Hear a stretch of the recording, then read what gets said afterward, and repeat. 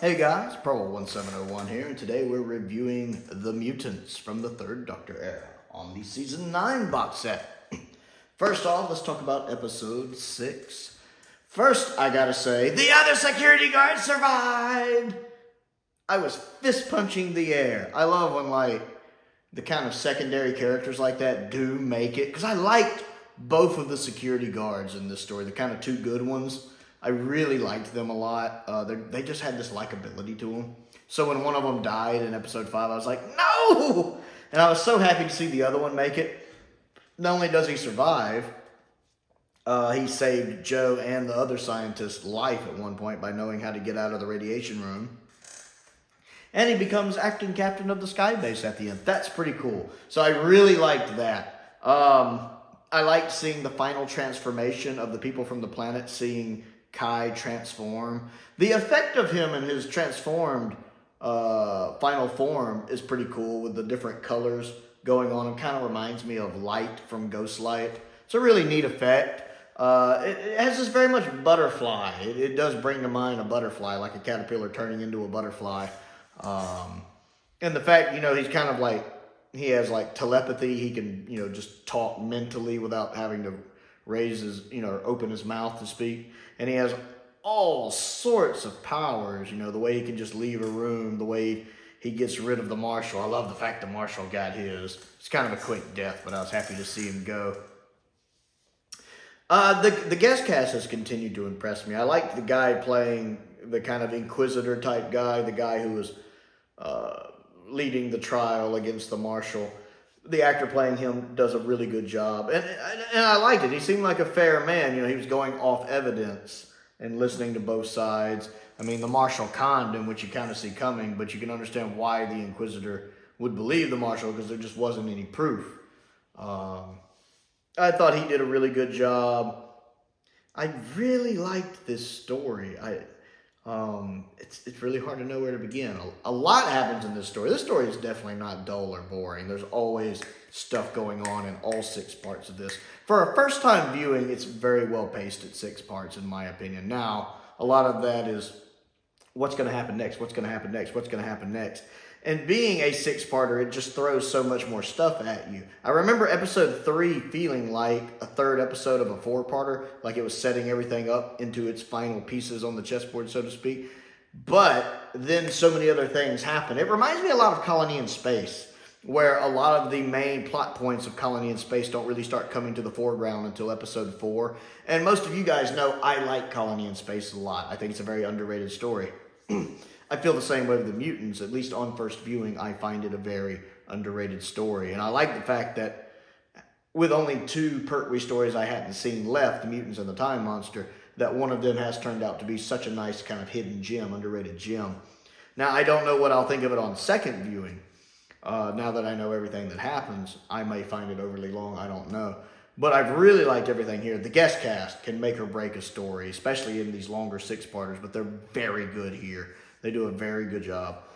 I think the effects are fine. I can understand wanting updated effects for it, but other than the laser guns not having laser blast, which is a thing that irks me, one of the reasons I like the special edition of Day of the Daleks better than the regular version, I like laser blast. Other than that, the model shots I think are fine. They do their job. The CSO work. Some shots look better than others. Some shots look pretty good. Some shots are a little naff, but they're fine, especially with the fringing. It's fine.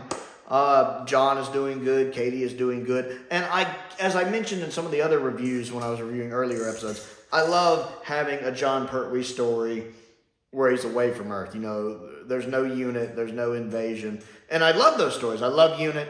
I love the Pertwee era. I love the Earthbound invasion stuff. But it's nice to get away from that every now and then, so I enjoy those rare occasions where the Third Doctor is off in space doing stuff. Again, I like Colony in Space a lot. So it's kind of nice seeing him doing more typical Doctor Who stuff where he's out in space dealing with aliens and dealing with stuff in the future. I really, really enjoy that. The set design I did adjust to. The location work is really good. I really like several of the location scenes, like that scene with between the Doctor and the guards in episode 5 when they're trying to catch him. I love that. The caves, when they're in the caves, looks really good. I like the lighting on that. There's a lot of like red lights going on in the caves that look really good. The Professor Yeager's laboratory room is really well done. And then the rest of the spaceship I did adjust to, and it looks fine.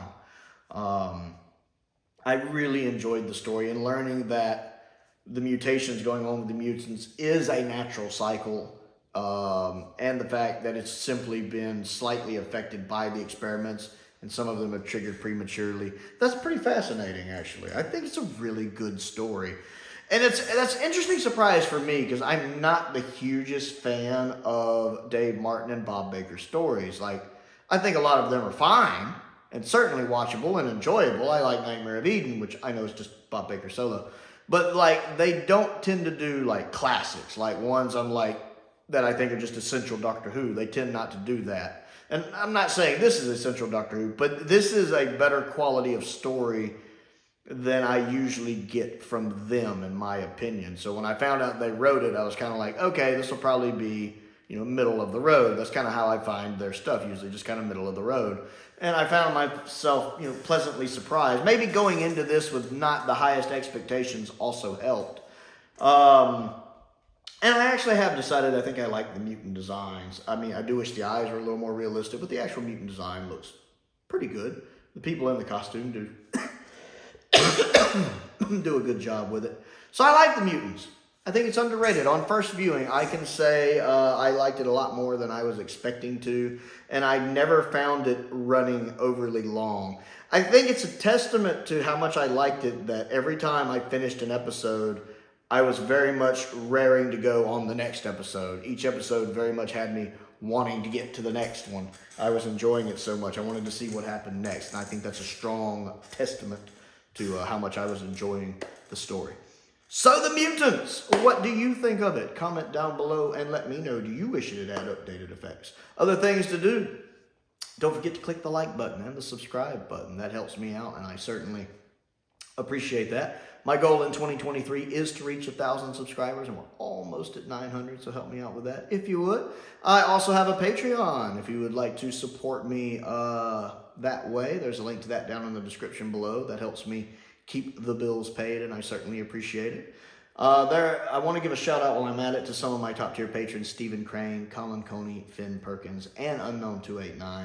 I appreciate their support, as I do the support of all of my patrons. I also have a P.O. box if there's anything you would like to send me to look at and review. And a link to my Amazon wish list is down there as well. Most importantly, though, thank you for watching.